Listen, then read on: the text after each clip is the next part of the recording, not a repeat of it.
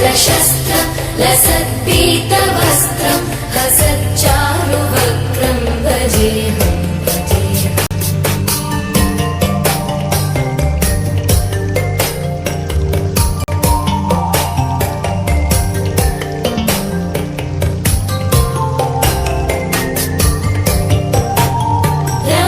रमाकण्ठहारं श्रुतिव्रातसारं जलान्तर्विहारं धनाभारहारं चिदानन्दरूपं मनोव्यस्वरूपं धृतानेकरूपं भजेऽहं भजेऽहम्।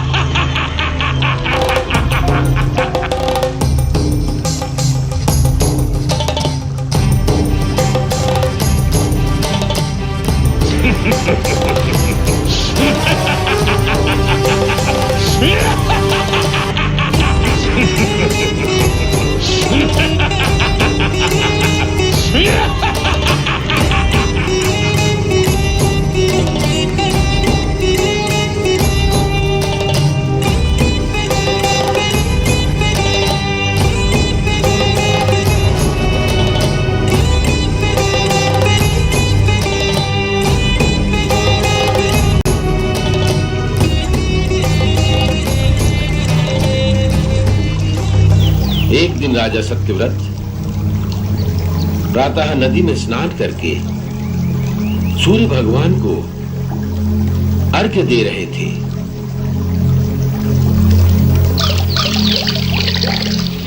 ओम सूर्य देवाय नमः।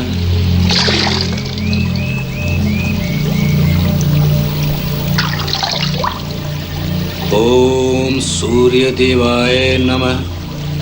राजा राजा राजा राजा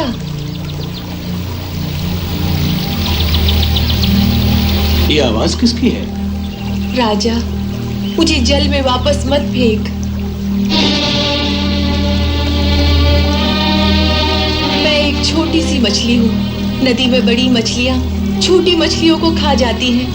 इसलिए जब मैंने आप जैसे वीर पुरुष के हाथों में अपने को सौंप दिया तो मुझे विश्वास था कि अब राजा के हाथों मेरी रक्षा होगी। यदि राजा भी मुझे त्याग देंगे तो फिर निर्बल प्राणियों की रक्षा कौन करेगा? तुम चिंता न करो मन से। अब तुम्हें कोई भय नहीं। तुम हमारे राजमहल में रहोगी। वहाँ मेरे लिए स्थान होगा? स्थान? राजा सत्यव्रत के राजमहल में तुम जैसे क्षुद्र जीव के लिए स्थान की बात करती हो? वहां तो एक नगर समा सकता है। शायद तुमने कभी राजमहल देखा ही नहीं। चलो आज हमारे राजमहल को भी देख लो। चलो। राजा सत्यव्रत बड़े धर्मात्मा थे, परंतु अभी तक वो अहंकार का त्याग नहीं कर सके थे। इसीलिए उन्होंने उस बोलने वाली मछली को क्षुद्र जीव कहा। राजा ने अपने राजमहल में एक सोने के पात्र में उस मछली को रखने का प्रबंध कर दिया।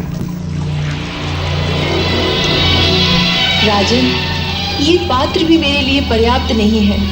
इस छोटे से पात्र में मैं कैसे रह सकती हूँ? ये कैसी माया है?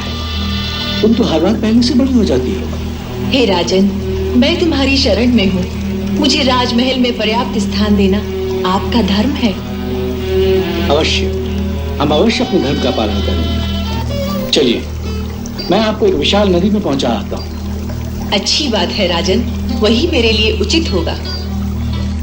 ठीक 7वें दिन धरती पर प्रलय का विस्फोट हुआ।